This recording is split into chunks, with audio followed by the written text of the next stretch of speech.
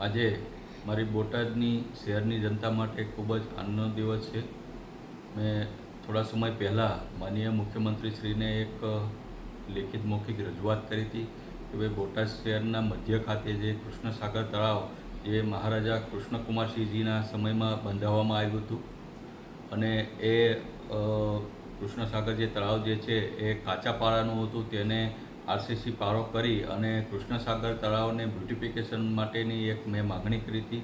આજે આ માગણી જે છે એ સરકારે એની નોંધ લીધી છે અને ટૂંક જ સમયની અંદર કૃષ્ણસાગર તળાવ જે છે એ બ્યુટિફિકેશન સાથે એનું આરસીસીનો જે પારો બનાવવાનું કામ છે એ પણ ટૂંક જ સમયમાં થવા જઈ રહ્યું છે. એટલે કે લોકોને ફરવાલાયક જે જગ્યા જે છે એ બોટાદ શહેરમાં કૃષ્ણસાગર તળાવ જ હતું. એટલે ટૂંક જ સમયની અંદર કૃષ્ણસાગર તળાવનું જે છે એ બ્યુટિફિકેશનનું કામ થવા જઈ રહ્યું છે.